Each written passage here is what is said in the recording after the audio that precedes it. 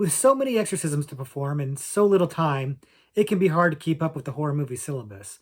But don't worry, we've got your back, as we're going to do a quick recap of our possession horror subgenre.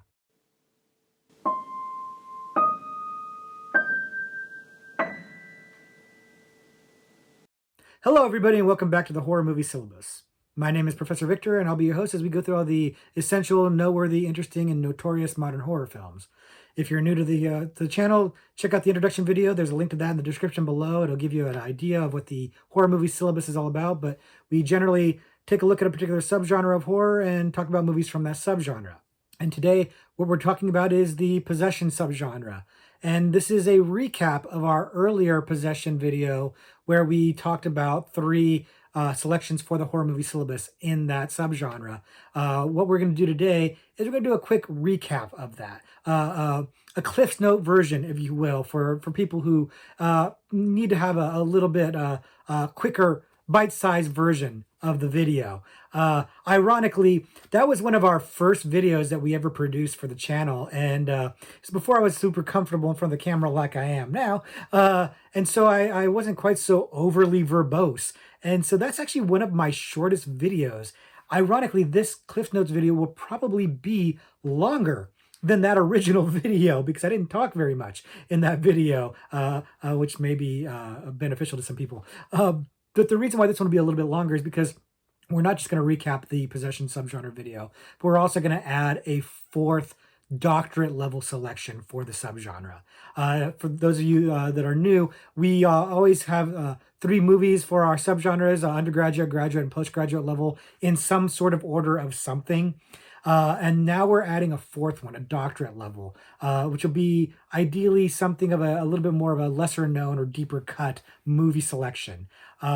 So we're going to go ahead and do the quick recap first of the possession subgenre, which, you know, as we talked about in the video, possession movies, a lot of overlap between possession movies and religion movies in the horror genre. But we separated them out because possession movies were focused a lot on the actual possession aspect, whereas there's a lot of religion movies that have nothing to do with possession. So we separated them out.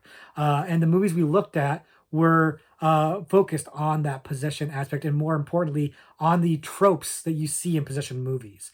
And let's go ahead and get into that recap right now. The first possession movie that we talked about in the original video was The Exorcism of Emily Rose. And we talked about how that movie works better as a courtroom drama than as a horror film, although it's got both scares and the courtroom drama. But the true aspect of the courtroom drama was what really drew me in on that. And we talked at length about the value of those scenes and how well they worked for me.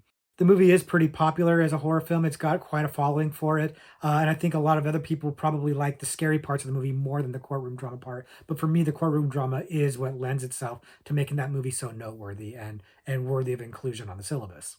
The second movie that we talked about in the possession video was The Last Exorcism. And The Last Exorcism is a found footage possession horror movie. And we spent a lot of time talking about the found footage aspect of it and how effective it was for that movie, how the acting was very real and the footage looked good and it gave it that realistic feeling that really helps a found footage movie be successful, and how the movie didn't end as weak as so many of the found footage movies do usually end. This movie had a stronger ending than most found footage movies, and that made it also a lot more effective. But it was a fresh take on the possession subgenre by going the found footage route. And it was not the only one that did that, but at the time that it came out, of course, was most noteworthy for that. And we spent a lot of time talking about that as well. And of course, the third movie that we talked about in the possession video was the bona fide classic, The Exorcist, the template by which all other possession movies are based on and judged is this movie. We talked at length about how all of the things that are happening in The Exorcist became the tropes and the motifs for all of the possession movies that would follow. Basically, it set the standard. It's the gold standard, and all the other movies that come after it follow its path, follow its formula, if you will. And we spent a lot of time focusing on that and how why so many movies copy it very few come even close to really touching the quality and the scariness of that original 1970s Exorcist movie. Even the Exorcist sequels don't quite reach that level, and we talked about that a little bit as well. But The Exorcist is the movie that basically creates the possession subgenre, and so many of the movies in that subgenre owe a debt of gratitude to The Exorcist. So those are the three movies that we covered in the possession subgenre. And if you want a little bit more in-depth, very little bit more in-depth analysis of them, check out our original possession video. I'll leave a link to that in the description below, so you can find it pretty easily. But for now, let's go ahead and get into our doctorate level selection. The doctorate level selection for the possession subgenre of horror is The Black Coat's Daughter. Now, The Black Coat's Daughter came out in 2015 and is not your typical possession horror movie, and that's a big part of the reason why I'm choosing it for this doctorate level selection, because this movie feels like a really fresh take on the possession subgenre. If you're not familiar with it, the movie is about a Catholic boarding school and it follows a few different girls at this school and explores some of the weird things that are happening. Uh, some of their parents have gone missing. Strange rumors going on at the school about things that are going on, and some of the personal dramas that these girls are dealing with and how they're going to intersect and impact each other's lives. And that is maybe a pretty vague plot analysis or plot summary. And there's a reason for that. And it's because I don't want to spoil this movie, because this movie is really intriguing and fascinating. And maybe the less you know about it, the better it's going to hit for you. This movie really impressed me. It had gotten some buzz when it came out.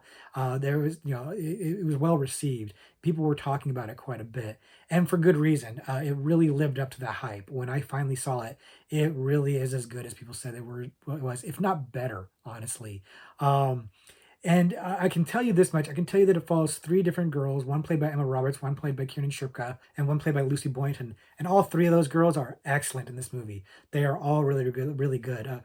Side note, Emma Roberts is kind of starting to become a bit of a bona fide scream queen here. But they're all really good in this. And it's a key part because a vast majority of this movie is almost a drama following these different girls and what's going on. Drama slash mystery. The really horrific stuff doesn't come towards the end. And I'll be honest with you, just me selecting this in the possession subgenre is already a bit of a spoiler, because now you kind of know that there's some sort of possession aspect to this movie. But the way that the possession aspect is handled is what makes this movie so interesting. We talked at length in the video, the original video, about how the possession formula works. You know, somebody gets possessed; it's usually a young girl, and then there's an exorcism, and they've got to try to get the possessing demon out of the girl. And this movie does actually have a little bit of that in there, but it turns it on its head. The whole point of this movie is not about the possession and trying to get the demon out of the girl. It's something very, very different. And to talk more about it would be a spoiler that would be not cool to do. Suffice to say, you should see it before you get it spoiled, because it's a great, great take or twist on the possession trope. And I loved it. This movie winds up being not only a fresh perspective on possession, but just a deeper movie in how it deals with themes of like loss and belonging. It really tackles those things in a really poignant and subtle way, and then by the end, not so subtle anymore. And I love it. I think it's absolutely fantastic. It's got three different storylines going on that are all kind of interwoven together, but it's kind of confusing, but it'll all come together at the end, I promise. It might feel like it's a little hard to follow, but it will come together. It definitely shares that tie with religion that so many other possession movies do, has that overlap for it. In fact, I could have put this in the religion subgenre, but because it's such a fresh take on possession, I had to include it here as our doctorate level selection. This is a high recommend for me for sure. I love this movie, and if you like possession movies, you've got to check this one out. It's a slow burn. I got to warn you. Like I said, the nitty gritty doesn't really come till the third act.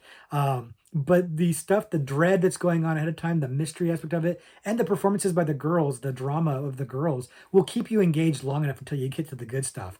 I really, really love this movie. And if you haven't seen it, I hope you'll check it out and come back and let us know what you think of it. So, in addition to our doctorate level selection, I wanted to give you an extra credit selection for the possession subgenre. And the movie that I'm going to mention is called The Possession of Hannah Grace. And The Possession of Hannah Grace came out a couple of years ago, and it is not a beloved movie. In fact, it's a pretty maligned movie. People really, really didn't like this movie very much, except for me, probably. If you're not familiar with it, the movie stars Shay Mitchell as an ex-cop who's now a morgue worker, and she deals with the intake of dead bodies that come in, and the body of a young girl who was supposedly possessed by a demon and went through an exorcism and is now dead, shows up at the morgue. And when that body shows up, weird things start happening and it becomes a possession story all its own. And of course, I'll stop there in case you do want to check it out and see it. But the fact of the matter is, this movie was critically panned. It was actually kind of a commercial success, considering it wasn't a very high budget movie. But not enough of a success to warrant sequels or anything like that. It really did not go over well with both critics and with bona fide horror fans. And I think the reason why is because it's not tremendously original. It feels very derivative. A lot of what you're going to see in this movie, you've seen it before.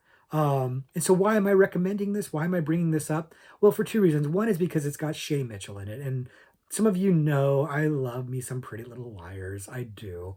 I have poor taste in television outside of horror television. I admit it. But I love that show and I love the actors in it and I love Shay Mitchell. And I think she's a really good actress and I think she's good here. I do think this movie's biting off more than it can chew by trying to add some backstory and drama to her that doesn't really pay off, doesn't really go anywhere. The movie has some ambitions. It was trying to do some clever things, again, none of which you haven't seen before, but it was trying to be a better movie than it was. And it just frankly just didn't have the script or the talent behind it, both in front of or behind the camera, to really pull that off. And it's obviously aimed at Shay Mitchell fans, Pretty Little Liar fans. It's a PG-13 movie. It's aimed at her younger audience, tweens and teens, young girls. So it's really aimed for the Shay Mitchell, Pretty Little Liars audience. And that's why I'm bringing this up. Because this movie falls short for horror fans. We've seen it all before and better, frankly. But for a newbie, for somebody that you're trying to get into horror, for somebody young, this is a great starter horror film.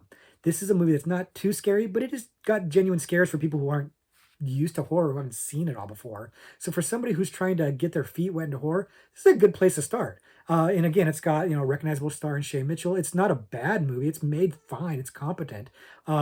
It's just like I said, derivative and tired.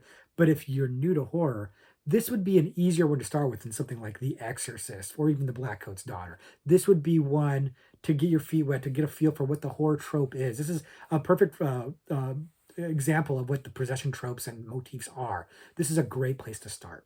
So that's why I brought it up. If you haven't seen it and you're a horror fan, you're probably going to be anti. I don't think you'll hate it, but you won't particularly be impressed. But if you've got kids or something like that, or friends that want to get into horror, you want to try to get them into horror, not a bad place to start. A pretty easy to swallow starter horror film. So that's going to do it for our recap of the possession subgenre of horror and our doctorate level selection. I hope you guys enjoyed this new format. We're going to be doing about one of these every month or so, recapping an old video and then giving us a new doctorate level. So hopefully a little something for everybody, something for new viewers, something for people who've been here for a long time. I'm enjoying this. I hope you guys are too. And now it's that time for our horror trivia question. And we're going to go with the supernatural category of the horror trivia pursuit card. I am reading this for the first time right now on camera, and I'm going to try to answer it. I'll give you a chance to answer too. The question is, in the 1976 movie Carrie, the blood of what animal is poured on the titular character on prom night? Now, we just talked about Carrie a few weeks ago in our Stephen King video. Hopefully you guys saw that. And if you did, you know the answer to this question because we talked about this. But even if you didn't see that video, even if you haven't seen Carrie, you might know the answer to this one because this one is, in fact, a pretty well-known question. This is not that hard. I know the answer to this question. I'm talking a little bit to give you a chance to think about it and answer the question. But hopefully if you know this one, it jumped to your head right away. And if you don't know this one, take a guess and see what it is. And you're going to pick an animal. But yep, sure enough, I'm just checking the card to make sure it is pig's blood. Pig's blood is the answer to the question. We talked about it, like I said in the video. Go check that video out if you haven't. If you got this right, let us know in the comments below. Be honest if you got it right. Don't lie. But if you didn't get it right, let us know what answer you picked. What animal did you suggest as an answer? Let us know in the comments below. Wrong answers only, please. I hope you're finding the questions fun. I am. I hope you found this video fun. I did. Thank you guys very much for attending. I will see you guys next week. And until then, class dismissed.